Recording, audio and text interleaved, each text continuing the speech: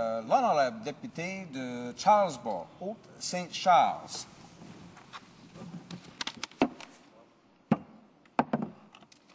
Monsieur le Président, je désire aviser la Chambre que je vais partager mon temps avec le député de New Westminster, Coquitlam. Je désire aussi dire à cette Chambre, Monsieur le Président, dire un grand merci à mes électeurs et mes électrices du comté de Charlesbourg, Haute-Saint-Charles, plus près de moi, à mon mari et à mes deux filles, Frédéric et Sarah Alexandre. Un merci particulier aussi à toute l'équipe de bénévoles qui m'ont permis que je sois là aujourd'hui. L'honorable ministre des Finances a déposé le 6 juin dernier son budget 2011 qui a pour le thème « Des impôts bas pour stimuler la croissance et l'emploi ». Le budget tel qu'il avait été présenté en mars 2011 avait été refusé par le NPD.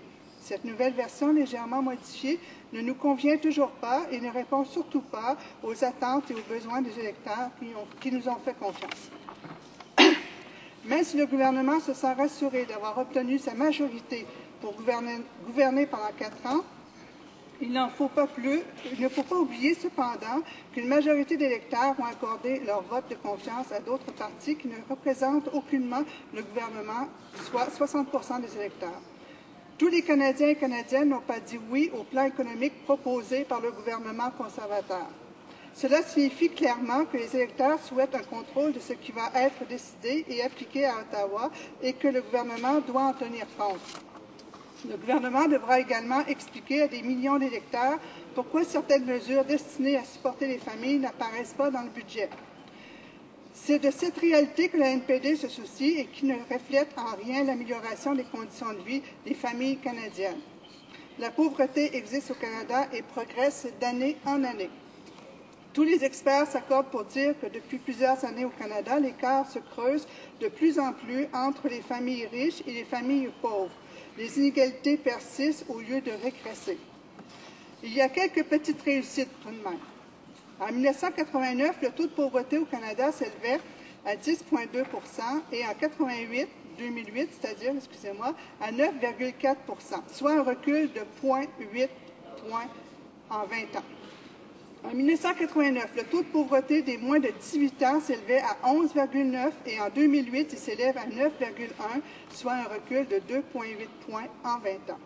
Le Canada peut faire beaucoup mieux pour ses citoyens et citoyennes et nous ne pouvons pas nous réjouir d'un si petit recul de la pauvreté. Le sort de nos jeunes est très critique également.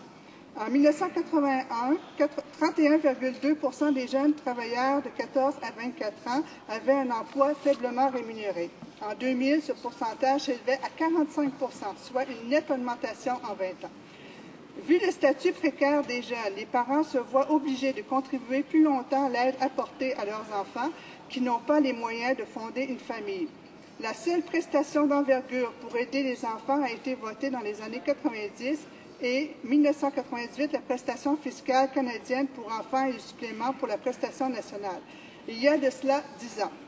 Or, les effets bénéfiques de ces mesures destinées à améliorer le sort des familles se sont atténués au fil des années puisqu'on a assisté parallèlement à la diminution des prestations d'assurance-emploi et la non-prise en charge de plusieurs services médicaux.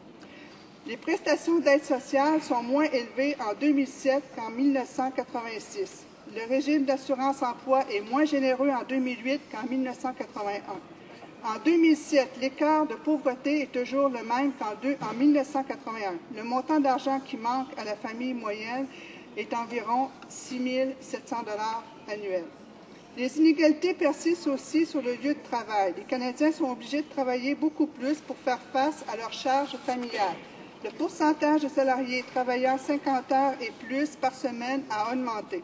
Les inégalités se poursuivent aussi dans le domaine de la santé. De plus en plus de jeunes disent avoir des problèmes de santé fonctionnelle, c'est-à-dire, Monsieur le Président, la mémoire, le raisonnement et la santé mentale. Alors qu'en 1998, 80 % des jeunes de 12 à 19 ans se disaient en bonne santé, il n'était plus que 67 % en 2005.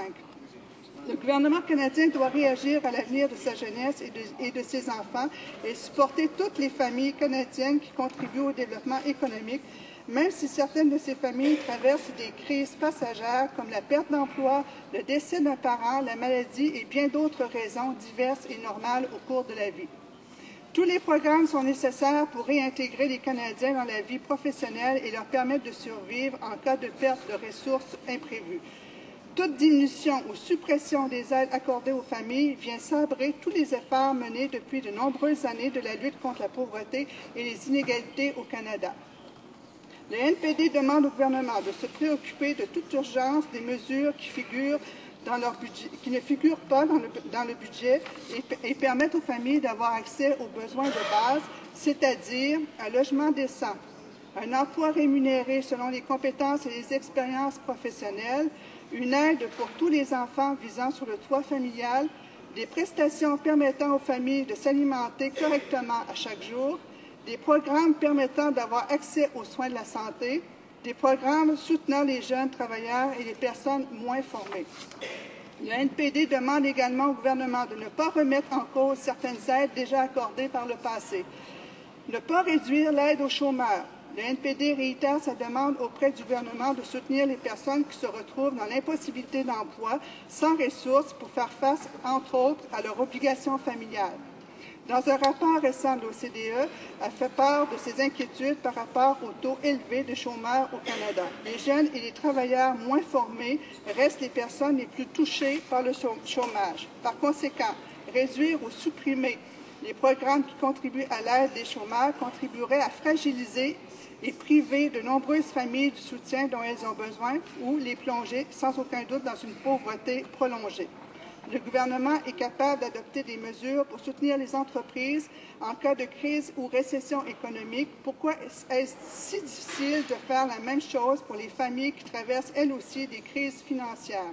Pourquoi ignorer cette réalité quotidienne qui frappe chaque jour de nombreuses familles? Il est urgent qu'une augmentation des aides soit programmée pour bien des familles. Il sera trop tard si l'on n'agit pas assez vite. Dans un autre domaine, Monsieur le Président, la réduction du budget de la fonction publique va affecter directement les travailleurs qui vont subir de fortes pressions pour assurer le travail dans des conditions déplorables. On va leur demander plus de productivité, plus d'heures de travail avec un salaire qui ne va pas s'améliorer. Cela entraîne des risques de surcharge de travail, la dépression et le harcèlement psychologique. Le NPD trouve que c'est indécent et complètement irresponsable de s'en prendre encore aux familles qui, au contraire, ont besoin d'être soulagées. Alors, Monsieur le Président, pour conclure, le Canada semble être devenu un pays beaucoup plus riche, mais en réalité, ce sont 20 % de personnes les plus riches qui ont augmenté leurs revenus, par conséquent, leur richesse. La pauvreté dans un pays riche n'est pas une fatalité, c'est le résultat de mauvaises politiques. Le gouvernement doit donc proposer un vrai programme pour éradiquer la pauvreté et les inégalités. Je vous remercie.